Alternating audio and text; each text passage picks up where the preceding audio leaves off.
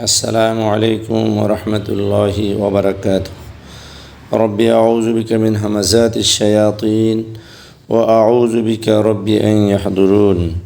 بسم الله الرحمن الرحيم. وإذ استسقى موسى لقومه فقلنا اضرب بعصاك الحجر فانفجرت منه 12 عينا قد علم كل أناس مشربهم كلوا واشربوا من رزق الله ولا تعثوا في الأرض مفسدين. আল্লাহ পাক বলেন যে ওই সময়কে তোমরা কি করো, উল্লেখ করো, আলোচনা করো যখন মূসা আলাইহিস সালাম তার জাতির জন্য পানি চাইলেন, আল্লাহর কাছে পানির জন্য প্রার্থনা করলেন, তাদের পানির প্রয়োজন হয়েছে যেহেতু। ফাকুল নাদরিব, তখন আমি তাকে বললাম তুমি প্রহার করো, বিআসাকা, তোমার লাঠি দ্বারা আঘাত করো, আল হাজারা, পাথরে। ফাং ফাজারাত মিনহু 12 আইনা, অতঃপর ফেটে বের হলো তার থেকে 12টি কি ঝর্ণা, আইনা ঝর্ণা, 12টি ঝর্ণা বের হলো। কাদ আলিমা কুল্লু উনাসিম মাশরাবাহুম, প্রত্যেক গোত্র তার পানি পান করার স্থান কি, ঘাট কি, সে জেনেছে। কুলু ওয়াশরাবু মির রিজকিল্লাহ, আল্লাহ পাক বলেন আমি তাদেরকে নির্দেশ দিলাম, আদেশ দিলাম কি করার জন্য, কুলু, যে তোমরা খাও, ওয়াশরাবু মির রিজকিল্লাহ, এবং পান করো আল্লাহর দেয়া রিজিক থেকে। ওয়ালা তাআসাউ ফিল আরদি মুফসিদিন, আর তোমরা জমিনে বিশৃঙ্খলা, ফাসাদ সৃষ্টি করে চলিও না, ফাসাদ সৃষ্টি করো না, বিশৃঙ্খলা করো না, বেআইনি কাজ করো না। এখানে মূসা আলাইহিস সালামের বনি ইসরাইলদের 12টি গোত্র ছিল, ইসনা আশারা, এই 12 সন্তান, 12 জনের, ইয়াকুব আলাইহিস সালামের 12 সন্তানের বংশধর আওলাদ, তাদেরকে বনি ইসরাইল বলা হয়। তো ওরা প্রত্যেকের আলাদা আলাদা কী ছিল, পানি পান করার কি নহর, 12টা নহর এখানে সৃষ্টি হয়েছে। তো এখানে যখন তারা ময়দানে তিতে গেল, তো ওখানে পানিরও ব্যবস্থা নাই, আহারেরও ব্যবস্থা নাই। তো আহারের ব্যবস্থা তো আগে আলোচনা হয়েছে মান্না সালোয়ার মাধ্যমে।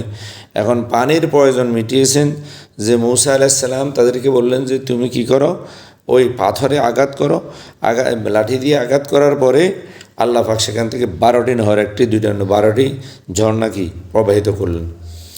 তো 12টি ঝর্ণা প্রবাহিত হওয়ার পরে আবার প্রত্যেকের জন্য আলাদা আলাদা নামে নামে এখানে ঝর্ণা বের হয়েছে, প্রত্যেক গোত্রের নামে নামে। প্রত্যেক গোত্র তাদের ওই যার যার গাঁট দিয়া যার যার নহর থেকে তারা পানি পান করছে। আর আল্লাহ পাক তাদেরকে আদেশ করছেন যে তোমরা আল্লাহর রিজিক থেকে খাও এবং আহার করো, কিন্তু বেআইনি করো না, আইন ভঙ্গ করো না, বিশৃঙ্খলা করো না, জমিনে কি বিপর্যয় সৃষ্টি করো না। এখন এখানে দেখেন আল্লাহ পাক বলছে কুলু ওয়াশরাবু মির রিজকিল্লাহ, আল্লাহ পাক মানুষকে সৃষ্টি করছে তার রিজিক দুনিয়াতে তার পরিমাণ মতো, তার প্রয়োজন মতো সেটা আল্লাহ ব্যবস্থা করেন। যে যে অবস্থায় থাকে সে খাওয়ার জন্য, আহারের জন্য আল্লাহ যে কোনোভাবে, কারো হাত পা 4টা নাই এরপরেও সে খাইতেছে। আমরা মনে করি আমরা রুজি করে খাই, তো 4টা হাত পা নাই এরকম মানুষ আমি দেখেছি, তাকেও আল্লাহ খাওয়াইতেছে মির রিজকিল্লাহ, তাহলে সে তো আর রুজি করে খাইতে পারতেছে না। এরও এখানে যাইয়া এরকম এই হাত পা দিয়ে খাওয়ার মতো, অর্থাৎ রুজি করে খাওয়ার মতো কোনো পরিবেশ পায় নাই। আল্লাহ পাক এটা হলো রিজকিল্লাহ, একদম যেখানে মানে একদম খাঁটি আল্লাহ রিজিক, সেখানে আর কোনো কি নেই, নিজস্ব কিছু নেই। ওই যে মান্না সালোয়া, এই যে আল্লাহর দেয়া রিজিক, জমিনে আল্লাহ যে রিজিক দিয়েছেন, এই যে এটার থেকে মানুষ যদি আল্লাহর উপরে ছেড়ে দিয়া ধৈর্য ধরে পড়ে থাকতো, আল্লাহ আরও বরকত দিত এবং এটা দিয়ে মানুষের হয়ে যেত।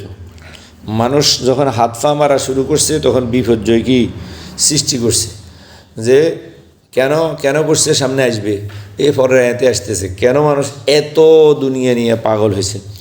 তো আল্লাহ এই যে এত ফাসাদও কেন হইতেছে, ফাসাদের কারণ এই সামনে আসতেছে। ওয়াইজ কুলতুম ইয়া মূসা লান নাসবিরা আলা তুআমিন ওয়াহিদ, যে আল্লাহর দেওয়া খাদ্য, এখন এটার উপরে তারা ধৈর্য ধরতে পারেনি। এখন এখানে যদিও তারা তুআমে ওয়াহিদ, এক ধরনের খাদ্য, কিন্তু আমাদেরও তো আহারের জন্য এক ধরনের খাদ্য যথেষ্ট, কিন্তু না, রকমারি আহার লাগবে, মানে টেবিলে খাওয়ার টেবিলে 10 রকমের কি এই তরকারি, সবজি লাগবে, তরকারি লাগবে, এ সমস্ত কারণেই তো মানুষ চুরি করে, অন্যায় করে, ফাসাদ করে। শুধু খাওয়ার জন্য কোনোরকম খেতে পারে, মোটামুটি চলতে পারে, এরকমের জন্য তো আসলে অবৈধ কাজ করা লাগে না। এটা বৈধ কাজের মাধ্যমে, অথবা একেবারে কাজ না করিয়ে ওই যে করলাম হাত পা চারটায় বিদ্যুতে দড়ি কাটি ফেলেছে বা কোনো রোগের কারণে কাটি ফেলেছে, একটা আমার দেখা আছে আমাদের এই এলাকায়, কারণে শর্ট করে দনু হাত তার নাই, তো এই লোকও তো খাইতেছে। তো এখন তাহলে শুধু খাওয়ার জন্য, কোনোরকম চলার জন্য হাত না থাকলেও চলে, রুজিতেও না থাকলে চলেই। হাত দিয়ে তো রুজি করবে, কসব করবে, কামাই করবে হাত দিয়ে, হাতে নেই, দুই হাতে নেই, এক হাত না দুই হাতে নেই। তাদেরকেও তো আল্লাহ ব্যবস্থা করছে, তারাও তো আল্লাহ রিজিক খাচ্ছে। তাহলে তারা তো চুরি করতে পারতেছে না, ডাকাতি করতে পারতেছে না, অন্যায় ফাসাদ করতে পারতেছে না, তাহলে তারা ফাসাদ ছাড়া খাইতে পারছে। তাহলে যাকে আল্লাহ যে পরিমাণ রিজিক আল্লাহর পক্ষ থেকে বাজেট করছে, যেটুকু দিছে, যেটুকু আমরা এতটুকু খাবো, এতটুকু হলে যদি আমরা সন্তুষ্ট থাকি, তাহলে কোনো ধরনের অবৈধ পথ অবলম্বন, ফাসাদ মানে এখানে অবৈধ পথ, বৈধতা সীমানা ছেড়ে অবৈধভাবে উপার্জন করা না যায়, যেটা না আবার ভুল বুঝলে সমস্যা। উপার্জন তো আপনি করবেন, কিন্তু উপার্জনের পরে আল্লাহ যা দে আপনি এটার উপর ধৈর্য ধরে হালালভাবে যদি চলেন, এটা হলো কি এই সৎ কাজ। আর যদি আপনি হালালটা ছেড়ে, হালালের সীমানা ছেড়ে ফাসাদ শুরু করেন, অবৈধ শুরু করেন, এই অবৈধটা হলো ফাসাদ, যেটা আপনাকে আল্লাহ দিচ্ছেন, আপনি জোর করি অবৈধ করি হলেও কি খাচ্ছেন। তো এখন আপনাকে যেটুকু দিছে এটার উপর আপনি ধৈর্য ধারণ করতেছেন না। আরেকজনের রকমারি খাইতেছে, সে বিভিন্ন পোশাক পরতেছে, বিভিন্ন রঙের গাড়ি, বিভিন্ন রঙের নারী, এগুলো দেখে আপনি কোন আমারও লাগবে। এই যে নাসবির আলা তো আমি ওয়াহিদ, যে এক ধরনের খাবার উপর আমরা কি করব না, ধৈর্য ধারণ করব না। তখন তারা বলল কি ফাদউলানা রব্বাক, ওদের তো নিজে দোয়া করারও কি ক্যাপাসিটি ছিল না, রসুলের মাধ্যমে করতে হতো। এখন আমরাও আসি ওই ওদের ধর্ম পালন করি, হুজুরের কাছে বলি হুজুর আমি দোয়া, আরে বেটা তোকে তো দোয়া করার জন্য আল্লাহ বলছে এখানে তুমি বলি দাও, রসুলকে বলছে যে আমাকে দোয়া করবে আমি তার দোয়া কি কবুল করব। এখন সেখানে আসলে ফাদউলানা রব্বাক, যে নবীর মাধ্যমে দোয়া করতে হতো। এটা আমাদের ভিতরেও ফসানো রয়ে গেছে, আমরা হুজুরের মাধ্যমে দোয়া করি না, এটা আমাদের জন্য না, আমাদের এই মর্যাদা আছে, আমরা সবাই দোয়া করতে পারি, আমাদের জন্য এটা এই নবীর লাগে না, নবী তো নাই, আমরা নবী পাবো কই। এই জন্য ফাদউলানা রব্বাক, যে তুমি আমাদের জন্য কি করো, তোমার রবের কাছে প্রার্থনা করো, ইউখরিজ লানা মিম্মা তুমবিতুল আরদু মিন বাকলিহা, আমাদের রকমারি খাবার চাই, অন্য জাতি যেভাবে খাচ্ছে আমরাও সেভাবে খাবো, রকমারি খাবার চাই। ইউখরিজ লানা, আমাদের জন্য উনি সৃষ্টি করবেন, বের করবেন, মিম্মা তুমবিতুল আরদু, জমিনের সৃষ্টি, আসমান থেকে মান্না সালোয়া বা আল্লাহর দেয়াটা না, আমরা চাষাবাদ করে খাবো, কথাটা বুঝে। মিম্মা তুমবিতুল আরদু মিন বাকলিহা ওয়াকিসাইহা ওয়াফুমিহা ওয়াদাসিহা, বাকাল মানে সবজি, বাকালা, সৌদি আরবে বাকালা করে যেখানে সবজি বিক্রি করে, হ্যাঁ। আর এই যে বাকলিহা মানে সবজি, বিভিন্ন প্রকারের কি তরকারি। ওয়াকিসাইহা ওয়াফুমিহা, কিসাউন এটা হলো যে কি এই কাকড়ি বা আমাদের যে সালাত, এই যেগুলা। ওয়াফুমিহা, ফুম হলো রসুন। ও আদাসিহা, আদাস হলো ডাল।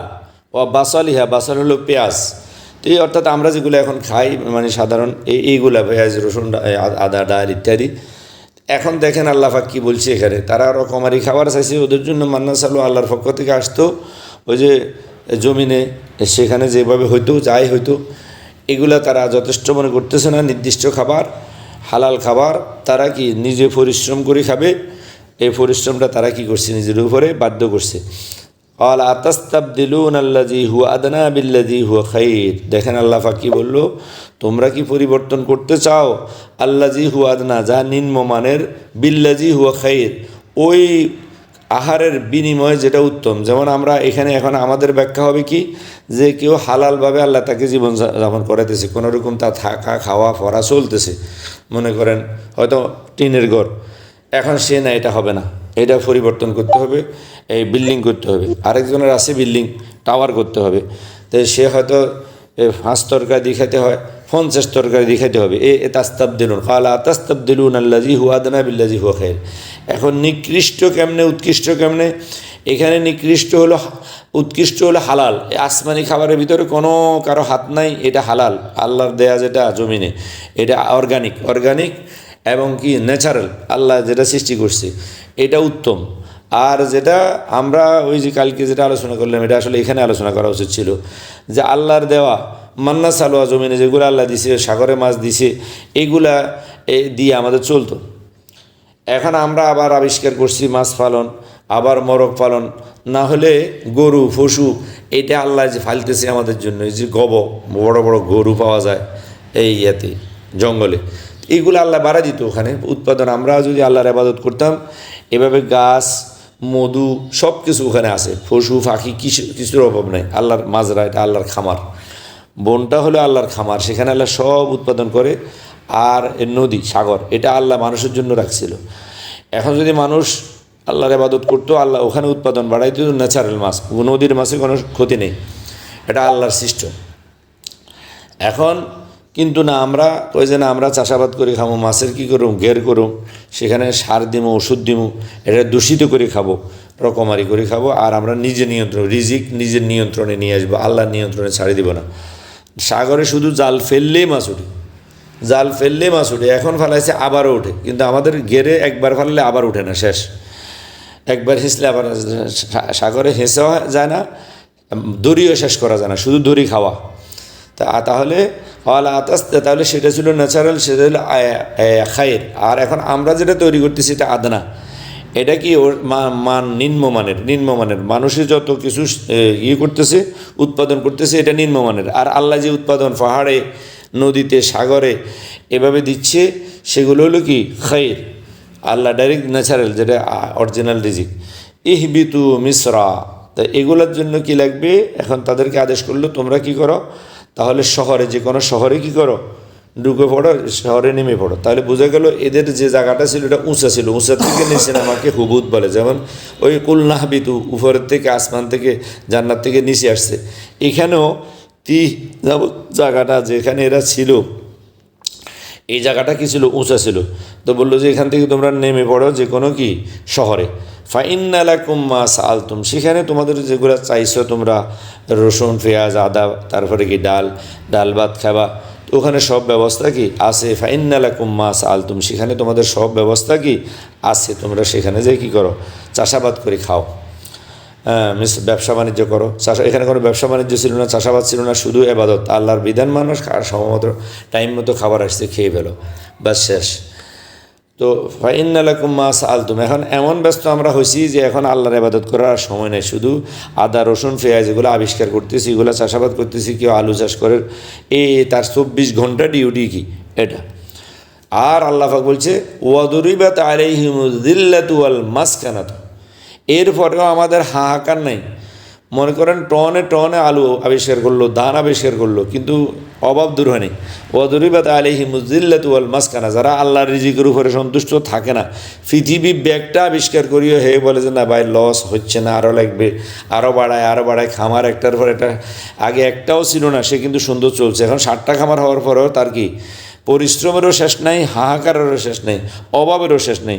কারণ আল্লাহ পাক বলছে ওয়াদুরিবাত আলাইহিমুয যিল্লাতু ওয়াল মাসকানা, যদি তোমরা কি করো, এই আমার ইবাদত ছেড়ে দিয়া নিজে রাজ্জাক হয়ে যাও, নিজে কি করো, খামার করা শুরু করো, আমার ইবাদত ছেড়ে দাও, নিজের রিজিক নিজের রাজ্জাক হতে চাও, ওয়াদুরিবাত আলাইহিমুয যিল্লাহ, তাহলে তোমাদের উপরে অপমানকে কী করে দেওয়া হলো, তোমাদের উপরে এটাকে সিলমোহর করে দেওয়া হলো, তোমার সাথে এটা লাগিয়ে দেওয়া হলো, তোমাদের এই অপদস্থ তোমরা হইবে।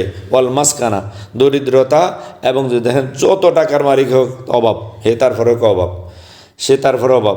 ইন্নাল গানা গানার নাফস, সে যদি আল্লাহর রিজিকের উপরে সন্তুষ্ট থাকে, যদি যারা দেখবেন কিছুই নেই, সামান্য কিছু আছে, আলহামদুলিল্লাহ ভালো আছি। আর কোটিপতি, আরে ভাই কইেন না, এখানে মামলা, ওখানে হামলা, ওখানে এত টাকার দরকার, ফোলা এখান দিয়ে মারি দিছে, মাইয়া এখান দিয়ে মারি দিছে, মেয়ে এখান দিয়ে কি বাগছে, মেয়ের জামাই খাইয়ে দিছে, এই অভিযোগ ছাড়া তার কাছে জিল্লা আল মাসকানা, দেদারসে অনায়াসে সে আত্মীয় স্বজনের, তার কি ছেলেফেলের বদনাম মানুষের কাছে করাই বেড়ে। আরেকজন গরিব মানুষ, কিন্তু সে না, সে সন্তুষ্ট, সে আল্লাহর উপরেও সন্তুষ্ট, আয়াওয়ালাদের উপরেও সন্তুষ্ট, যে না আলহামদুলিল্লাহ আমার ছেলে সন্তানও ভালো, আল্লাহও ভালো, আমিও ভালো। আর আল্লাহও ভালো না, আমার থেকে আরেকজনকে বেশি দিয়ে ফেলছে, ফোলামাইও ভালো না, বেশি চায়, আর বউ জিও ভালো না, এরা কি অবৈধ চায়, শুধু অবৈধ, শুধু অবৈধ, শুধু অবৈধ, মদ খায়, গাঁজা খায়, হেরে মারে। এই যে যারা কি করে, এই আল্লাহকে রাজ্জাক ছাড়ি ফোলা ছেলে মেয়েকে কি রাজ্জাক বানাইছে, মালিক বানাইছে, অনেক কিছুর এরা মানে না এদেরকে। এবারে তাদের শেখায়ত এই জুল্লা ওয়াল মাসকানা, অপমান, ছেলের হাতে অপমান হয়, ছেলে মারে, তারপরে কি মেয়ে দেয়, ইত্যাদি ইত্যাদি বিভিন্ন ধরনের অপমান। এরা 24 ঘন্টা তাদের এই একটা কি জিল্লা। এত কিছুর পরও সে মেল ইন্ডাস্ট্রিজের মালিক, কয়েকটা মেলের মালিক, এরকম আমি অনেকগুলো চিনি, কিন্তু হের অপমানের শেষ নেই। সে যায় শুইতেছে কোথায়, খাইতেছে কোথায়, কোনো ইজ্জত নেই, কোনো সম্মান নেই। ও এটা মানে টাকা নেই, এটা না, ওদের জিল্লা মাঝখানা টাকার ভিতর দিয়েও থাকতে পারে। আমরা মনে করি অনেক টাকার মালিক হয়ে গেলে, গাড়ি বাড়ি মালিক হলে মনে আমার কি অভাব থাকবে না। আমরা এরকমও জানি যে বদলার হাতে মারি খেয়েছে কোটিপতি, এ বিভিন্ন এলাকাতে এরকমও আছে। অজরিবাত আলাইহিমুজ্জিল্লা, কারো কাছে সম্মান নেই, কেউ তাকে সম্মানের দৃষ্টিতে দেখে না, কিন্তু সে অনেক সম্পদের মালিক, প্রত্যেক এলাকাতে আছে, আমাদের এলাকাতেও এরকম আমার জানা মতো আছে। ওয়াদুরিবাত আলাইহিমুজ্জিল্লাতু ওয়াল মাসকানা, টাওয়ারের পর টাওয়ার, টাওয়ারের পর টাওয়ার, হ্যাঁ, তার সম্পদের পর সম্পদ। কেউ কোনোখান দিয়ে জমি বিক্রি করলে সে এটা কিনবে, এটা কেন কিনে সেও আমি বুঝি না কেন কিনে, কিন্তু এরকম মানুষ কোনো মূল্য কেউ দেখলে তাকে সম্মানের দৃষ্টিতে তাকায় না। ওয়াদুরিবাত আলাইহিমুজ্জিল্লা ওয়াল মাসকানা, তার অভাবে শেষ নাই, যে বিক্রি করবে সে কিনবে, তো এটা তো অভাব, অভাব না হলে সে কিনবে কেন? অভাব না হলে সে কিনবে কেন? মানুষের আঙ্গা ডাঙ্গা যেখানে একবারে খারাপ জায়গা, ভালো জায়গা, কাগজপত্র আছে নাই, তাকে বেচবে বললে সে কিনবে। এরকম অনেক লোক অনেক জায়গাতে থাকে, ভূমিদস্যু যাকে বলা হয়। কেন কিনতেছি, কতটুকু কিনবে, কোনো সীমানা নেই, কত কিনবে, অথচ তার কোনো কি নেই, এত প্রয়োজনও নেই। এটা এর চাইতে 100 ভাগের 2 ভাগও তার প্রয়োজন নেই, 80 ভাগে অপ্রয়োজন। এই যে শুধু অপমান হতেছে, সে অদূরিবাদে ব্যস্ততা, এই সব রেখে বাস চলে যাবে। ওই সম্পদ খাবে লোকে, দেহ খাবে কি পোকে, সে কিন্তু এটা বুঝে না। আল্লাহ এটা তাকে ভুলে রাখছে। সে শুধু সম্পদের পিছনে তার সব সময়, তার মানে স্থিরভাবে একটু বসার, একটু কারোর সাথে সময় দেওয়ার, কথা বলার সময় নেই। মানে সে দৌড়ের উপর রাখছে। অজরিবাত আলাইহিমুজ্জিল্লাতু ওয়াল মাসকানা, কোনো ভোগ করতে পারে না, ভোগের কোনো ভুলে দিস, শুধু লোভ, শুধু কি আরও চাই, আরও চাই, আরও চাই। হ্যাঁ, 10টা মেল আছে, আরও 10টা দরকার, 10টা বাড়ি আছে, আরও 10টা দরকার, এভাবে এগুলো আপনারা দেখতেছেন। এগুলো আমার বেশি বলতে হবে, তবে এটা এই যে ব্যাখ্যাটা এই জন্য দিচ্ছি, অনেকে মনে করে যে টাকা পয়সা বাড়ি গাড়ি হলেই কি সম্মান এবং কি আমার কি দরিদ্রতা। না না না না না না, এটা আপনি কি, এটা আপনার উপরে গজব, লানত। এটা আল্লাহ পাক বলছে ইন্নামা আমওয়ালুকুম ওয়া আওলাদুকুম ফিতনা। আর আল্লাহ যেটা দিছে সেটাকেও তো ফিতনা বলছে, আর আপনি জোর করে ফিতনা আরও বাড়াইতেছেন কেন? আপনি ফিতনাকে বাড়াইতেছেন কেন? পরীক্ষার সাবজেক্ট কেউ বাড়াইতে চায়নি, সাবজেক্ট কমাইতে চায়, আমরা তো বাড়াইতে চাই। আল্লাহ তো বলেছি আমওয়ালুকুম ওয়া আওলাদুকুম ফিতনা, সন্তান এবং বরং মুমিন, ইন্নামা আমওয়ালুকুম, এটা যে কোনো কাফের মুশরিক সবার জন্য সম্পদ এটা কি ফিতনা, এটা আযাব। এই যে পুতিন কোন, জো বাইডেন কোন, এদের সম্পদের অভাব আসেনি, কিন্তু ফিতনা, পরীক্ষা, যেখানে কানে ধরে কেউ কথা, কালকে বক্তব্য দিতে পারে না, এসে অপমান কি আছে, ডিম মারিদের ওই ভুষেরে কি মারি দিছে, জুতা মারি দিছে, এভাবে দেখতেছেন না, জুল্লা ওয়াল মাসকানা। অথচ এরা যদি একটা রাষ্ট্র যেমন আছে, এখানে যদি রাজা হিসেবে সে সম্মানের সাথে থাকতে পারতো, আরও অন্যান্য যারা নিজের রাষ্ট্র নিয়ে সন্তুষ্ট, আরও বেশি চায় না, অন্য রাষ্ট্রে যায় কারবারি করে না, এরা তো মান সম্মানে আছে, অনেকে আছে। কিন্তু এরা আরেক বাড়িতে যাইও কী করে, এর হয় না, আমেরিকায় হয় না, একটা মহাদেশে হয় না, অন্য দেশে যায় কারবারি করতে যায় না, এই দশা। সেইভাবে অপমান হচ্ছে, জিল্লা ওয়াল মাসকানা। এদেরকে মানুষ দেখতে পারে না, অপমান করে, এদের নাম নিলেও মানুষ একটা অপমান বোধ করে। তো অজরিবাত আলাইহিম, এইগুলো খেয়াল করার জন্য বলতেছি। অজরিবাতে যে আমরা মনে করি টাকা পয়সা ক্ষমতা আসলেই মনে হয় কি আমি কি হয়ে যাব, সম্মানী হয়ে যাব। না না, আল্লাহ এগুলোর ভিতরে সম্মান রাখে নাই। এটা রিজিক, দুনিয়া রিজিক, তোমাকে যে রিজিক আল্লাহ দিছে, তোমাকে যদি একটা ছোট রাষ্ট্রেরও প্রেসিডেন্ট বানায়, এটার উপরে তুমি সন্তুষ্ট থাকো। একটা যদি নাকি আল্লাহ টিনের ঘর দে, এখানে ঘুমানোর ব্যবস্থা আছে, তোমার অন্য বস্ত্র ব্যবস্থা, এবার আর তুমি আল্লাহর ইবাদতে লেগে যাও, বাকি সময় তুমি কী করো, আল্লাহর ইবাদতে করো। না, আমার আরও লাগবে, আরও লাগবে, এই আরও লাগবে মানে অজরিবাত আলাইহিমুজ্জিল্লাহ হয় যে আল্লাহ যেটা দিছে এটা কি তুমি না, আমাদের কি লাগবে, আরও রকমারি লাগবে। এই রকমারির জন্যই কি করে মানুষ অবৈধ কাজ করে, আর এই জন্যই তারা অপমান হয়, অপদস্থ হয়, এবং তাদের অন্তরের দরিদ্রতা আল্লাহ বসাই দেয়। এরা যতই পায়, পুরো আমেরিকার রাজা হইয়াও তার অভাব রয়ে গেছে, সে ফিলিস্তিনে যে ওকে হাতবে, মধ্যপ্রাচ্যে আসেও কি চুরি করে, চোর, সে তেল চুরি করে, এটা চুরি। এখন বিশ্বের কাছে এটা কি প্রমাণিত যে সেখানে গাড়ি গাড়ে, হ্যাঁ, আইএসকে সৃষ্টি করে, এর আবিষ্কৃত কি ইসলামী দল এগুলা দিয়ে সে সন্ত্রাসী কাজ করায়, এ নাম দেয় আইএসকে দিয়া তার যে স্বার্থ সেখানে সে হ্যাঁ আইএসকে আমি হে সৃষ্টিও করে, হে আবার এটা মোকাবিলাও করি। তো সে সেখানে গাড়ি চুরি করে, তেল চুরি করে মুসলমানের। এটা তো বিশ্বের জানা, আপনারা নেটে ঢুকলে দেখবেন যে সে চুরি করতেছে, তেল চুরি করে, গাড়ি ধরা খাইছে, আবার মুসলমান এগুলো কী করে উদ্ধার করে, ইত্যাদি ইত্যাদি, কিছু কিনে কিছু চুরি করে। তো এত বড় জিল্লাহ আল মাসকানা, আমেরিকার রাজা হইয়া চোর, তো এসছে জিল্লা আর মাসকানা অপমান আর কী আছে, এসছে দরিদ্রতা আর কী আছে, এদের ফাঁয়ে পড়ে। দেখেন না সৌদি কিছু করলে কি কত রকমের তার সাথে আসে কি গ্যাসে, সে তার থেকে বের হতে চায়, সে বেহায়া নির্লজ্জ। ওয়াদরিবাত আলাইহিম জিল্লাতু ওয়াল মাসকানা, হ্যাঁ এইটা ওয়াবা ও বিগদাবিম মিনাল্লাহ, আর আল্লাহর গজব তো তার উপরে আছে। আল্লাহ তো অসন্তুষ্ট। আল্লাহ যদি সন্তুষ্ট থাকতো তাহলে সে মহারাজা হিসেবে সম্মান পাইতো, যেভাবে অন্য অন্য রাজারা কি এভাবে সম্মান পায়, সে কেন সম্মান পায় না? আমেরিকা রাজা হইয়া যেখানে যায় সেখানে কী হয়, অপমানিত হয়। আল্লাহর গজব এটা। যা আলিকা বিয়ান্না বড় লোক হইয়া সে সাধারণ একটা বদলার কাছে তার গ্রহণযোগ্যতা নেই, তা ভালো চোখে দেখে না। হয়তো সামনাসামনি কিছু কয় না, একটু ফারে গেলেই কি মানুষে কয় আর এই দুনিয়ার কুকুর, আরে জানেন না অনেক বদনাম মানুষ করে পয়সাওয়ালাদের দেখবেন, আর অনেকটা বাস্তব। আর দান দক্ষিণা তো করেই না, কারণ হেরে হয় না, এই মানুষকে দিবে কি। ওয়াকতুলুনা যালিকা বিআন্নাহুম কানু ইয়াকফুরুনা বিআয়াতিল্লাহি ওয়া ইয়াকতুলুনা আন-নাবিয়্যিনা বিগাইরিল হক। এটা কেন? এই যে দেখেন এখন মুসলমানকে তারা এখানে মারতেছে, সারা পৃথিবী এদের হাতে। মুসলমান এখানে কয়েকটা বাড়িঘর নিয়ে ফিলিস্তিনে বসবাস করতেছে, কোনোরকম মানুষের দান দক্ষিণের উপরে অনেকটা তাদের গিয়া ত্রাণের উপরে জীবন। এখানে কোনো যে উৎপাদন হয় এটার উপরে তাদের কোনো যথেষ্ট না। এই সাধারণ ফকির একটা বস্তির মতো ধরতে গেলে এটা মানুষের বানানো দেয়া, বিশ্বের মানুষের এখানে তার শগুনের চোখ, এখানে এটাও দখল করে খাইতে হইব। ইসরায়েলের চোখ পড়ছে এখানে পার করতে, কিন্তু তোদের সারা পৃথিবী তোদের হাতে, তোদের সারা বিশ্ব তোদের হাতে, তোরা এখানে মানুষগুলো তরুণার না বিয়ে অন্যায়ভাবে মানুষকে হত্যা করে উৎখাত করে বাড়িঘর এখানে বসতি করা তাদের শখ। এখানে তারা কি করবে, রিসোর্ট করবে, বিভিন্ন এগুলো দেখতেছেন আপনারা। যালিকা বিআন্নাহুম কানু ইয়াকফুরুনা বিআয়াতিল্লাহ, তারা আল্লাহর আয়াতকে অস্বীকার করে। অস্বীকার কি? আল্লাহর আয়াতকে অস্বীকার করার অর্থ কি? অর্থাৎ আল্লাহর আয়াত হলো ন্যায়ের পক্ষে, তারা অন্যায় করতেছে। ইয়াকফুরুনা বিআয়াতিল্লাহ, আল্লাহর আয়াতকে স্বীকার করলে সেটা তাওরাতের হোক কোরআনের হোক, তারা এই জুলুম করতে পারত না। কোনো ধর্মে অন্যায়ের কোনো বিধান নাই, জুলুমের কোনো বিধান নাই। অন্যের উপরে আঘাত করা, অন্যের মান সম্মান নষ্ট করা, অন্যের উপরে কি আঘাত করার পারমিশন কোনো ধর্মে দেয় না। তো এই আয়াত, আল্লাহর আয়াতে কোথাও এটা নেই, চাই সেটা তাওরাত হোক, ইনজিল হোক, চাই কোরআন হোক। এখানে ইনসাফ প্রতিষ্ঠার জন্য অন্যায়ের ফাসাদের অনুমতি কোনো ধর্মে নেই। তাহলে আল্লাহর আয়াতকে অস্বীকার করা মানে কি? এই বিধান অমান্য করা, আল্লাহর বিধান অমান্য করে আপনার অবৈধভাবে, এক কথায় কি অবৈধভাবে আপনি কি করা, দুনিয়া উপার্জন করা, এক কথা সেটা এখানে শেষ। অবৈধভাবে দুনিয়াকে চাওয়া, আপনি বৈধভাবে চান, আপনার দেশে আপনি উৎপাদন করেন, খান, আপনি অস্ত্র আবিষ্কার করে খান, আমরা তো বাধা দিচ্ছি না।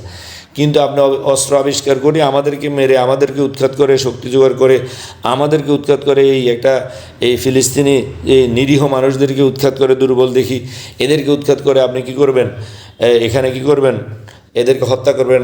ইয়াকতুলুনান নাবিয়্যিনা বিল হক, এবং আগেও অনেক নবীদেরকে এরা হত্যা করছে এখানে। যালিকা বিমা আসা, ইসরায়েলের এই ইতিহাস আগেরও পুরাতন, এরা অনেক নবীকে হত্যা করছে। এগুলো তো নবীর উম্মত, এগুলো তো মানুষ, এগুলো তো উম্মত। যারা নবীকে হত্যা করতে দ্বিধা করে না, এরা উম্মতের হত্যা করতে দ্বিধা করবে কীভাবে? ওয়াকতুলুনান নাবিয়্যিনা বিগাইরি, অন্যায়ভাবে। এদের এখানে বেগাইর হক। এরা আগেও যে নবীদেরকে হত্যা করছে সেখানেও তার কোনো কী ছিল না, বৈধতা ছিল না। এখনও সারা বিশ্বের কাফের মুশরিক জাতিসংঘ পর্যন্ত করতেছে অবৈধ, তারা কিন্তু মানে না, বেগাইর হক, অন্যায়ভাবে। এদের কোনো অন্যায় নেই, ফিলিস্তিনিদের কোনো অন্যায় নেই, সারা বিশ্ব এখন একমত যে অন্যায়ভাবে তারা এই ফিলিস্তিনিদেরকে, নিরীহ মানুষদেরকে, নিরস্ত্র নিরীহ শিশু, নারী, আবাল বৃদ্ধ বনিকা, হ্যাঁ, কিচ্ছু বাঁচতেছে না, সমানে মারতেছে। বেগাইর হক ইয়াকতুলুনান নাবিয়্যিন, আগে ছিল নবী, এখন তো নবী নাই, নবীর উম্মতকে অন্যায়ভাবে তারা হত্যা করতেছে। যালিকা বিমা আসাউ ওয়া কানু ইয়াতাদুন, এখানে অন্য কোনো কারণ নাই। এটা হলো তারা আল্লাহর অবাধ্য, আল্লাহর বিধান মানে না, আয়াতকে অস্বীকার করে, আর তারা সীমা লঙ্ঘন করে। আয়াতকে অস্বীকার না করলে তারা কোনোদিন সীমা লঙ্ঘন করতে পারে না।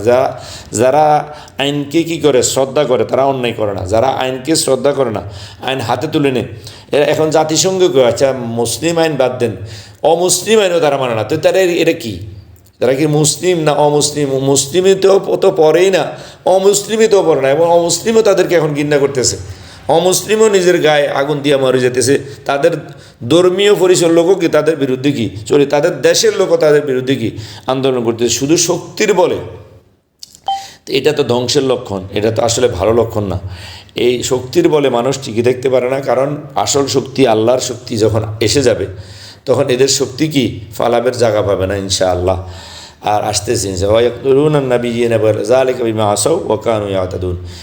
ইন্নাল্লাযীনা আমানু ওয়াল্লাযীনা হাদু ওয়ান-নাসারা ওয়াস-সাবিঈনা মান আমানা বিল্লাহি ওয়াল ইয়াউমিল আখির ওয়া আমিলা সালিহান ফালাহুম আজরুহুম ইনদা রাব্বিহিম ওয়ালা খাউফুন আলাইহিম ওয়ালা হুম ইয়াহজানুন।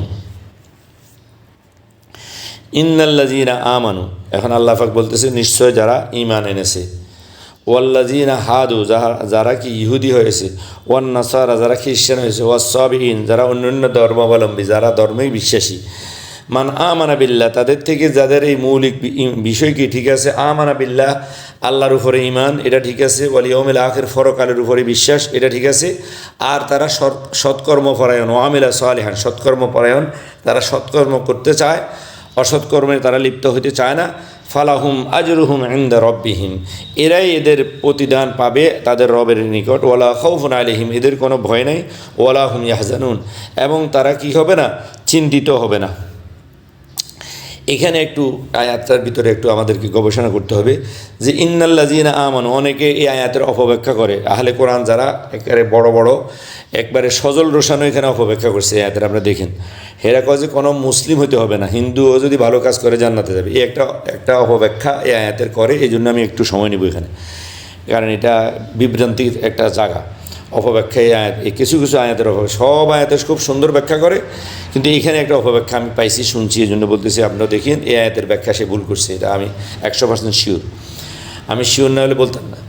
যে তারা বলে যে ইন্নাল্লাযীনা আমানু, তাদের ব্যাখ্যাটা আগে শুনেন অপব্যাখ্যা কেমনে করে। যারা ঈমান অর্থাৎ মুসলিম হয়েছে, আমাদের এখন মুসলিম, ওয়াল্লাযীনা হাদু যারা ইহুদি আছে বর্তমানে এই যে ইসরায়েল, ওয়ান-নাসারা এবং খ্রিস্টান আমেরিকা, ওয়াস-সাবিঈন এবং ধার্মিক যে কোনো ধার্মিক, হিন্দু, এরা হিন্দুর আলোচনা করছে যে হিন্দু ধার্মিক যে কোনো ধার্মিক, খ্রিস্টান বৌদ্ধ কোনো সমস্যা নাই। এদের যদি কী থাকে মান আমানা বিল্লাহি যে আল্লাহর উপরে ঈমান রাখবে, পরকালে বিশ্বাস করবে এবং সৎকর্ম করবে, তাহলে তারা প্রতিদান পাবে। তাকে মুসলমান হতে হবে এমন কোনো শর্ত কি আমাদের নবীকে মানতে হবে এরকম কোনো শর্ত কি নাই। এরা বলে যে কোনো ধর্মে ভালো লোক থাকতে পারে, যে কোনো ধর্মের ভালো লোকেরাই জান্নাতে কি যাবে। এখানে এভাবে বোঝায়। এত মহাজ্ঞানী সজল রোশনের মতো মানুষ এখানে মিসগাইড হয়েছে, কি ইচ্ছে করে করছে না ভুলে করছে সেটা আমি জানি না। এই জন্য এটাকে আমি একটু একবারে ওফেন বলতেছি যে এখানে আসল কথা কিন্তু এটা না, এখানে একটু পদস্খলন হয়েছে। আসল কথা হলো যে ইন্নাল্লাযীনা আমানু যারা বর্তমান মুসলিম, বর্তমান বিশ্বের মুসলিম হলো মুমিন, এদেরকে বলে মুমিন। আর ওয়াল্লাযীনা হাদু আমাদের পূর্বে মুসা আলাইহিস সালামের যুগে যারা ধর্ম পালন করছে তাদেরকে বলে ইহুদি, বৈধ ধর্ম, যখন বৈধ ছিল ইহুদি। ওয়ান-নাসারা নাসাররা যখন কি ঈসা আলাইহিস সালামের যুগে যখন বৈধ ধর্ম, তাদের ধর্ম বৈধ ছিল, ওই ঘটনাটা আল্লাহ বলতেছে যে বর্তমানে যেরকম মুমিন যারা এরা হলো বৈধ আল্লাহর কি বান্দা, বৈধ মুসলিম। আগে বৈধ ছিল ইহুদিরা, নাসারারা, সাবিনের বিষয়টাও নিয়ে যথেষ্ট বিভ্রান্তি আছে মুফাসসিরদের ভিতরে। আমি যে দুরূপ বুঝছি বা স্টাডি করছি, ভুল হলে আপনারা সংশোধনী দিবেন। আমি সেটা বলতেছি, সাবিন বলা হয় যাদের কাছে কোনো নবী, রসুল, রেসালত, কিতাব পৌঁছে নাই, বা ধর্মীয় অন্য কোনো গ্রন্থ কি পৌঁছে নাই, অন্য কোনো ধর্মীয় দাওয়াতও পৌঁছে নাই, কিন্তু তারা নিজের থেকে ধার্মিক। তারা যেমন আয়াতের দুইটা দিক আছে, একটা হলো আয়াতে কাউনিয়ারা বিশ্ব সৃষ্টি, আল্লাহর সৃষ্টি দেখি তারা আল্লাহকে চিনে। কোনো এখানে কেউ নবী, রসুল দাওয়াত দিয়ে পৌঁছায়, এরকম এলাকা আছে পৃথিবীতে বিচ্ছিন্ন। মনে করেন আমেরিকা আগে যেভাবে ছিল, তো ওখানে দাওয়াত নিয়ে পৌঁছাবে কি কেউ? তো আমেরিকা তো কলম্বাস না কি করছে, আবিষ্কার করছে, এর আগে তো পৃথিবীর সাথে কানেকশানে ছিল না। তো মনে করেন একটা লোক আমেরিকাতে, তখন এখন সে ইসলাম কেমনে জানবে? ওই যে আরেক লোকে বললো না যে আমি বুশের হাতে মুসলিম হয়েছি, দুইজন মানুষ সত্য মিথ্যা জানি না, শুনছি একটা ঘটনা হতেও পারে, মানে যুক্তি আছে এই জন্য বলতেছি, যে তাওয়াফ করতেছে হারামে, এখন মানে আমেরিকান লোক, তো একজনে তাদের দেখলো যে নবমুসলিম, দেখলে তো চিনা যায়, তো তাদেরকে বললো যে ভাই তোমরা কোন দেশের মানুষ? বললো যে আমরা আমেরিকার মানুষ। তো বললো যে তোমরা মুসলমান হয়েছো কেমনে, কীভাবে? আমরা বুশের হাতে মুসলমান হয়েছি। এখন এসে আরও চমকে গেছে, বুশের হাতে কেমন? বুশ নিজে খ্রিস্টান, বুশের হাতে আবার মুসলমান হয় কেমন? তো মুসলমান হওয়ার কাহিনী হলো যেদিন এই টুইন টাওয়ারে হামলা হয়েছে, তখন হামলার পরে সে একটা কি দিছে, কুশেদ ঘোষণা করছে বসে, এবং সেখানে সে ইসলাম ইসলাম ইসলাম 5 বার আলোচনা করছে, ইসলাম শব্দটা 5 বার উল্লেখ করছে তার বক্তব্যে। তখন আমরা তো ইসলাম শব্দটা কোনোদিন শুনি নেই, কিন্তু যখন শুনছি, এখন তো কি গুগল আছে, গুগলে যখন এটা সার্চ করলাম তখন ইসলামের অনেক সৌন্দর্য আমরা দেখলাম, এবং সৌন্দর্য দেখে আমরা আকৃষ্ট হয়ে মুসলমান হইলাম। আর এখন আমরা কি হজ করতে আল্লাহর ঘর কাবাতে আসলাম। এই জন্য আমরা কইছি যে আমরা বুশের হাতে মুসলমান হয়েছি। তো এই দেখেন, এখন এই যে মুসলমান শুধু যে মুসলমানের হাতে, নবীর হাতে হবে এমন না। যাদের বিবেক খোলা আছে সব বুশের হাতেও মুসলমান হতে পারে, আর যাদের বিবেক খোলা নাই তারা কোরআন দেখি, রসুল দেখিও তো আবু জাহেল মুসলমান হতে পারে নাই। আবুল হাব তারা গঙ্কি হতে পারে নাই, সরাসরি কোরআন নাজেল হয়েছে, দেখছে রসুলের সাথে সাক্ষাৎ হয়েছে, কিন্তু ইসলাম পায় নাই। নসিবেরও বিষয় আছে, আর তাদের ওই যে সত্যতারও একটা বিষয় আছে। মানুষ খাতামাল্লাহু আলা কুলুবিহিম যখন করে দেয়, আল্লাহ যখন এদেরকে জাহান্নামের জন্য লিস্টিতে নাম উঠে ফেলায়, তখন সরাসরি সাইয়্যিদুল মুরসালিনের দাওয়াতেও তারা আর কি হয় না, ইসলাম গ্রহণ করে না।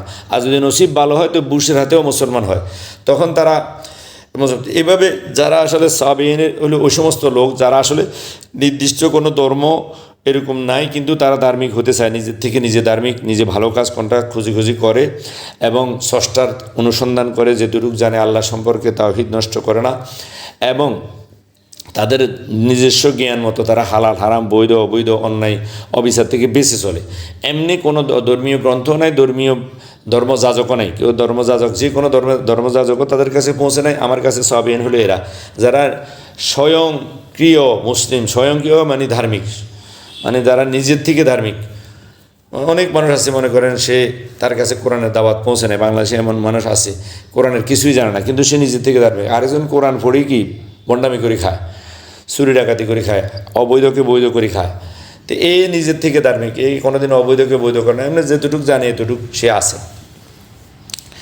এখন এই সাবিন হলো মানে স্বজ্ঞানে যারা ধার্মিক, নিজের জ্ঞান থেকে বুদ্ধি থেকে ধার্মিক হতে চায়, তখন তার জন্য একটা আয়াত আছে। আয়াত কি? আয়াত দুই ধরনের, একটা হলো আয়াতের কোরআনি, আর একটা হলো আয়াতের তাকওয়িনি। পৃথিবী এটা কে সৃষ্টি করলো, কেমনে হলো, এত সুন্দর, এটা তো মানুষ করতে পারে না, এর থেকে সে আল্লাহকে চিনে। এরপরে সে যতটুকু বৈধ মনে করে নিজের জ্ঞান থেকে, বিবেক থেকে সে বৈধ পথে চলে, আমলে সলে করে। যেমন মনে করেন এই মক্কাবাসী এবং মদিনাবাসীর ভিতরে পার্থক্য কী? মক্কাবাসীকে ধরেন সাবিন, কেন? মক্কাবাসীর ভিতরে তখন এই যে 500-700 বছর পর্যন্ত কোনো কি নেই, কোনো ধর্মযাজক আসে নাই, ধর্মীয় গ্রন্থ আসে নাই, কিন্তু সেখানে ধর্ম মানত এরকম লোক ছিল। রাসূলের দাদা এই যে যখন খানে কাবা ছিল, যেহেতু এই যে একটা আয়াত, এটাও একটা আয়াত, খানে কাবা একটা, এই যে আমি বললাম আল্লাহর আয়াত আছে, তারা তখন ইসলাম পালন করতো, ধর্ম পালন করতে, আল্লাহর ঘর এটা জানতো। যখন এই যে ইয়ামান থেকে কি এটাকে ধ্বংস করার জন্য কি নাজ্জাশী বাদশাহ আসলো, উনি কি বলছে, রাসূলের দাদা বলল যে তুমি আমার ছাগল আমাকে দাও। তো সে বলল যে আমি তো তোমাকে জ্ঞানী মানে নেতা মনে করছিলাম, তোমার নাম শুনছি আবু তালেবের, তুমি যে এত বেকুব আমি তো ভাবতাম না, তুমি আমার সাথে আমি বলছি আল্লাহর ঘর নিয়ে কথা বলবা, তোমার ধর্মীয় বিষয় আলোচনা করবা, তুমি ব্যক্তি ছাগলের কথা বলতেছ, কিন্তু তুমি ধর্মীয় আল্লাহর ঘর নিয়ে কথা বলতেছো না। তখন উনি বললো যে না, এটার মালিক আমার মালিকানা নিয়ে কথা বলতেছি, আর ওটার মালিক যিনি উনি রক্ষা করবে, ওটা আমার করতে হবে না। তাহলে দেখেন উনি আল্লাহকে এই ঘর থেকে, আল্লাহ যে আছে এটা যে আল্লাহর ঘর, এটা বিশ্বাস করতে, এটা যথেষ্ট ওনার ইমানের জন্য। উনি হলো সাহাবী, উনি কোনো ধর্মীয় গ্রন্থ এভাবে রাসূল ওনার কাছে আসে নাই। বলে যে আপনি কোথার থেকে বললেন? আল্লাহ পাক বলছে ওয়ামা কুন্না মুআযিবিনা হাত্তা, এখানে একটা বোঝার বিষয় আছে যথেষ্ট, আপনি একটু মনোযোগ দিয়ে বসেন না, বুঝবেন না।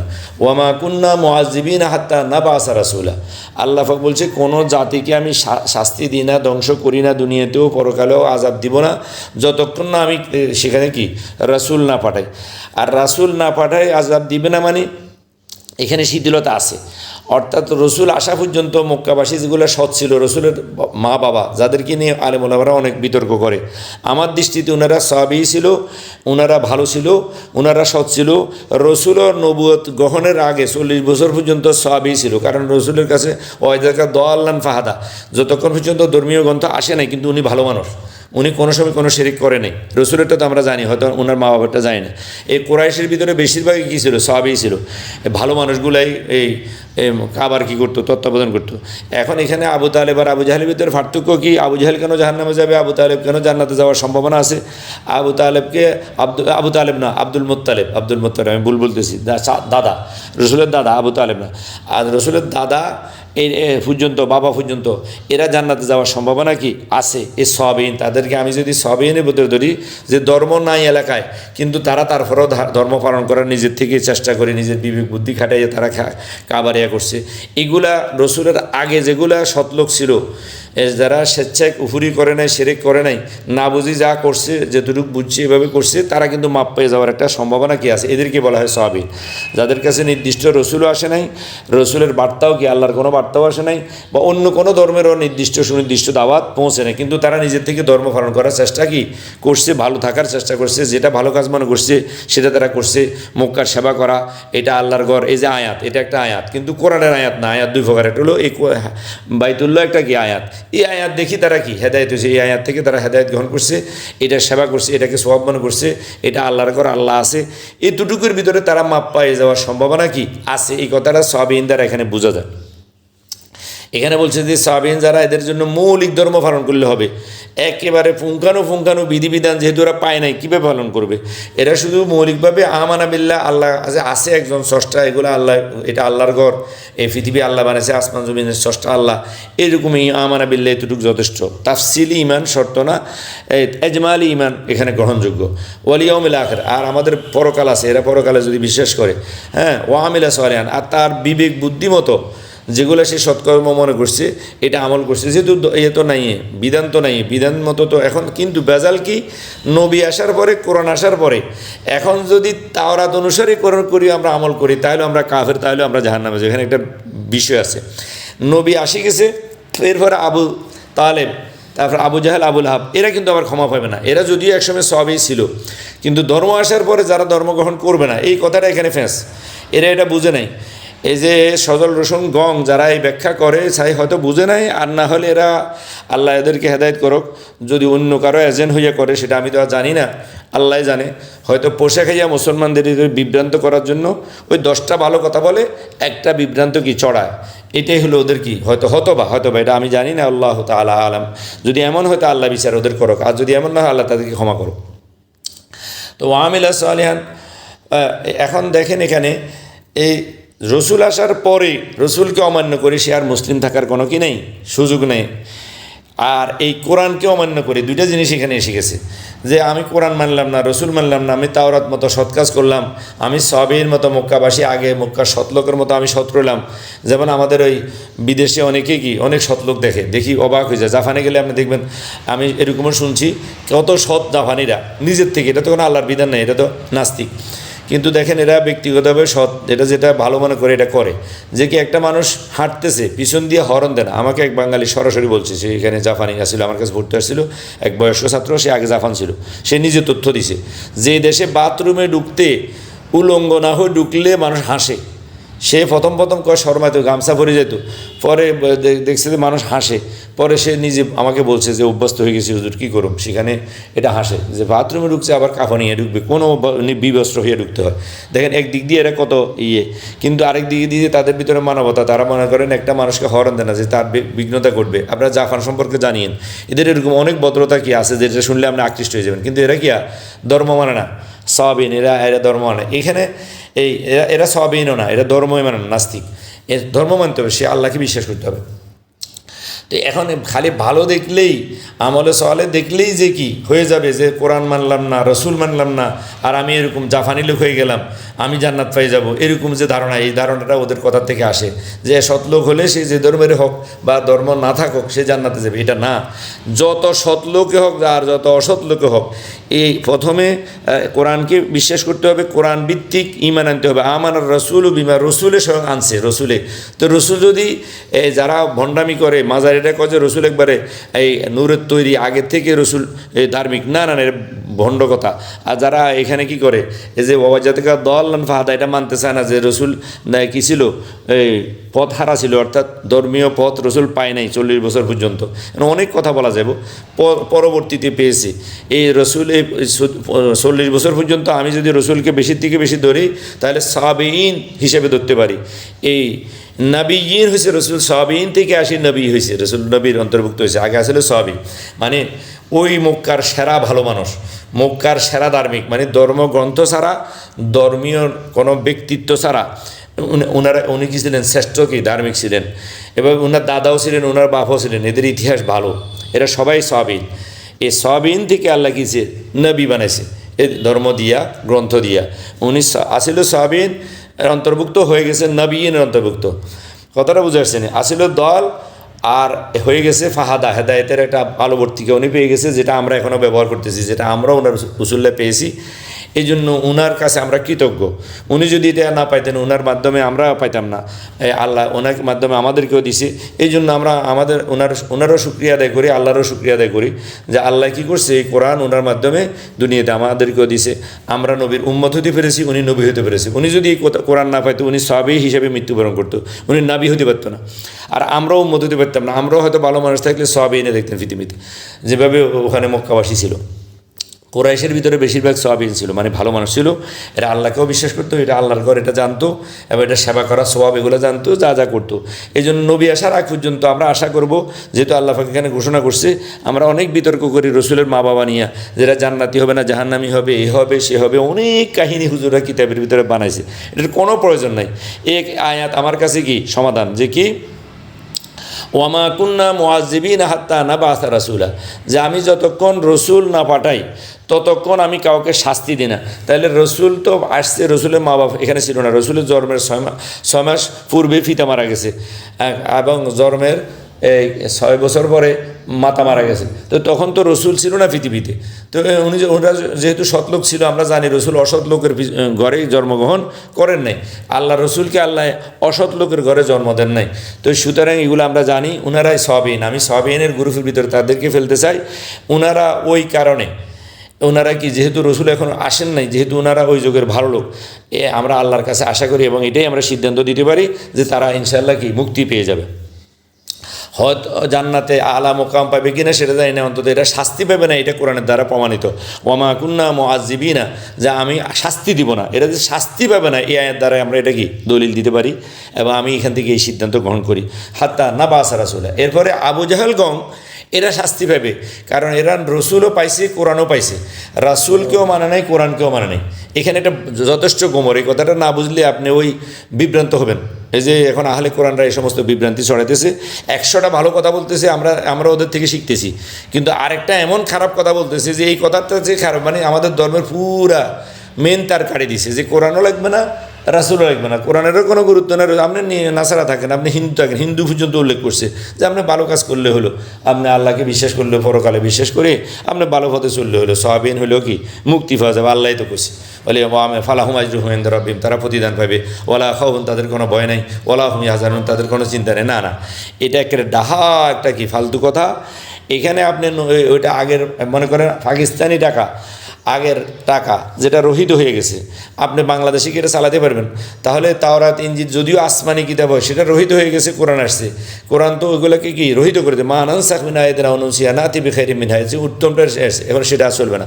পাকিস্তানি টাকা যদি বাংলাদেশে না চলে, তাহলে ইহুদি নাসারার ধর্ম এখন কিভাবে চলবে? ইসলামের ভিতরে কী চলবে? আল্লাহর কাছে তো ইসলাম একটা, টাকা তো একটা চলবে না, এক দেশে 2 টাকা চলবে।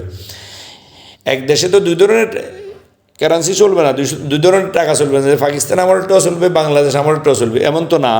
তাহলে ইহুদির আমলও চলবে, আবার মুসলমান আমল চলবে, এটা তারা এই সহজ কথা কেন বুঝবে না? আমার তো বোধগম্য নয় এটা। যাই হোক, আল্লাহ যদি ওরা না বুঝে বলে থাকে, তাদের উচিত তওবা করা এবং এটা উইথড্র করা। এই বক্তব্য যদি তাদের কাছে পৌঁছে, বা তাদের কোনো অনুসারীর কাছে পৌঁছে, তারা লিঙ্ক দিবেন এবং তাদের কাছে পৌঁছানোর চেষ্টা করবেন। আশা করি তারা যদি সৎলোক হয়, এটা কি করবে? তওবা করবে এবং জাতিকে জানাই দিবে যে না, আমরা এটা ভুল করছি, এটা শুদ্ধ। এটা শুদ্ধটা পাওয়ার পরে গ্রহণ করা, এটা হলো এই যে নবী আসার পরে এটা গ্রহণ করা, এই যে মুহাম্মদ আসার পরে এটা গ্রহণ করা, এটা হলো সৎলোকের কি পরিচয়। আর অনেক দলিল আছে, পিছনেও গেছে।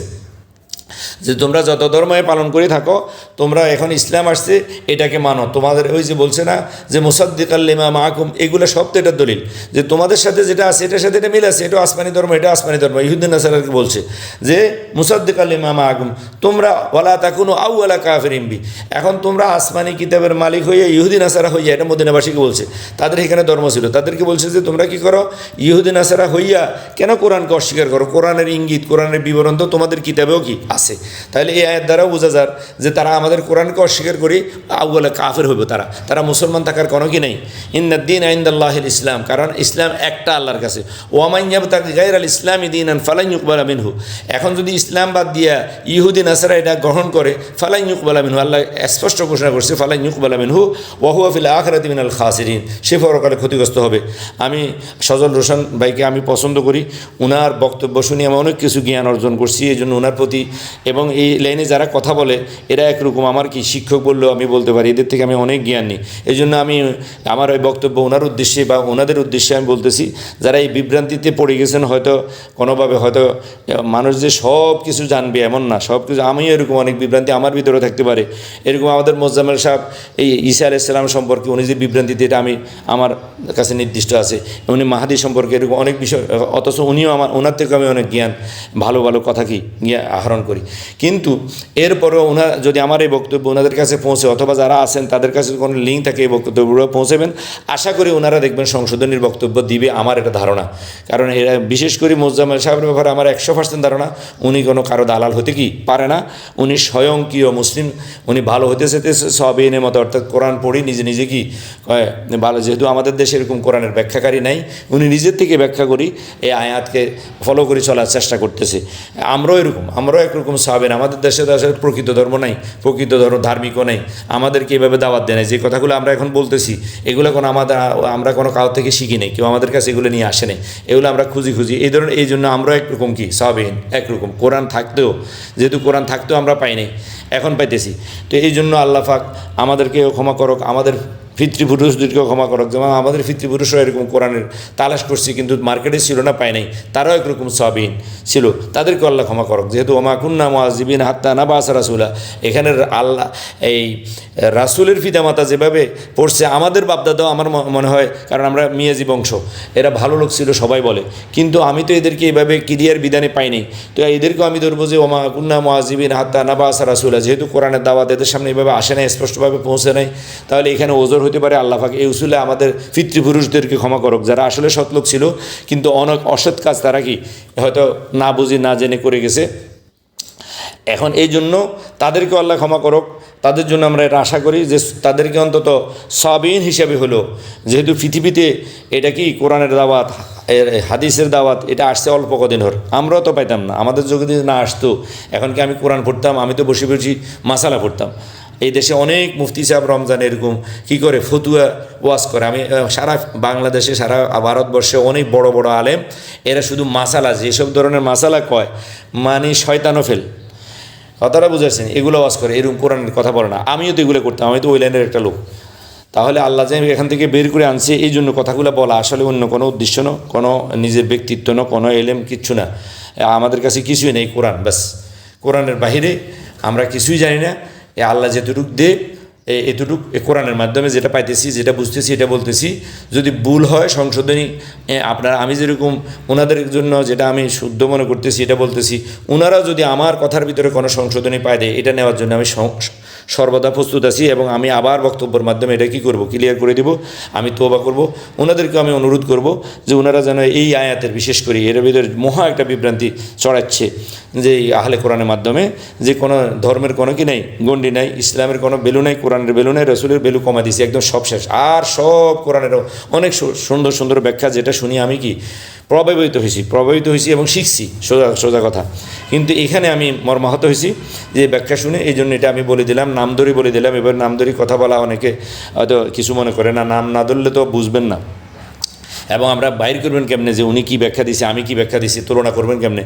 আসলে তুলনা করার জন্য ওনাদের জ্ঞানের সাথে আমাদের কোনো তুলনা হয় না। আমাদের এত স্টাডি নেই, আমরা আসলে আসছি একদম লো থেকে। এরপর আল্লাহ যেটুক দিচ্ছে, আল্লাহ যেটুক আল্লাহ বোঝার তৌফিক দিচ্ছে, এটা হয়তো সবক শুনেতেছি, এটা এসছে বেশি কিছু না। আমি বারবার বলতেছি আমি এখানে কোনো মোয়াল্লেম না, আমি মুজাক্কির। আমি যেটা বুঝতেছি এটা আপনাদের সামনে উঠে তুলছি। কারো যদি জ্ঞান মতো আপনার এলেম মতো যদি এটা ভুল এরকম প্রমাণিত আয়াত দ্বারা, কোরআন দ্বারা, অন্য কিছু দ্বারা না, এলেম মানে কোরআন, কোরআনের মাধ্যমে যদি আপনি দেখেন যে না আসলে এটা কি ভুল, হারুন সাহেব এই কথাটা বললে কী হয়েছে, উনি এটা ভুল বলছে, যদি আমাকে না জানান আমি আল্লাহর কাছে কিয়ামতের দিন দায়ী মনে করবো, আপনার মামলা করবো যে সে আমার ভুলটা দেখিও কোরআনের আয়াত মতো সে আমাকে কি সংশোধন দেয় নাই। কোরআনের আয়াতের বাহিরে সংশোধনী আমি কিন্তু নিব না, বিরক্ত বোধ করবো। এরকম আমি যেরকম কোরআনের আয়াত দিয়ে ওনাদেরকে কি দিয়েছি, সংশোধনী দিয়েছি। আপনারা যারা আমার শ্রোতা আছেন একবারে সাধারণ হন অসাধারণ সবার কাছে আমার অনুরোধ যে আপনারাও আমার সংশোধনী দেখলে আমার ফোন নম্বর আপনাদের কাছে গ্রুপে যেহেতু আপনারা আছেন, আমাকে মেসেজের মাধ্যমে অথবা ফোনের মাধ্যমে অবহিত করলে আমি আপনাদের কাছে চিরকৃতজ্ঞ থাকবো। আর এটাই আমার জন্য কল্যাণ, এটা আমার রোগ ধরা খেলে আমি সংশোধন মুক্ত হতে পারবো। ফি কুলুবিহিম মারাজুন ফাজাদাহুমুল্লাহ মারাজা, আমার একটা মরজের কারণে আমার ব্যাধি আরও বেড়ে যাবে, আমি হয়তো জানি না। আপনি দেখলেন আল মুসলিম মিরাতুল মুসলিম, আপনি আমার আয়না, আপনি দেখলেন আমার দোষ, আমি হয়তো দেখলাম না, তাহলে আপনি কি করবেন? আমাকে এটা সংশোধনী দিবেন। এই জন্য আসলে গ্রুপে এই কথাগুলো পড়া, কোরআনটা আমি একা একাও পড়তে পারতাম, আপনাদেরকে নিয়ে পড়ার উদ্দেশ্য হলো আমি হয়তো আমার ভুলটা ধরতে পারবো না, এখানে অনেক জ্ঞানী গুণী এবং মহাজ্ঞানী লোকও কি থাকতে পারেন, আসেন, তা আপনারা আমাকে ভুলগুলো সংশোধনী দিবেন। আমরা যেন ভুলের উপরে জিন্দিগি না যায়, ভুলের উপরে যেন আমাদের মৃত্যু না হয়, যেটুকু সাধ্য আছে আমরা যেন সহিহ রাস্তায় সিরাতে মুস্তাকিমের উপরে আল্লাহর সঠিক দিনের উপরে থেকে মৃত্যুবরণ করতে পারি। এটাই আমাদের এখানে লাভ, এটাই আমাদের ব্যবসা, এটাই আমাদের চাহিদা। আল্লাহ পাক সবাইকে তৌফিক দান করুক। ওয়া মা আলাইনা ইল্লাল বালাগ।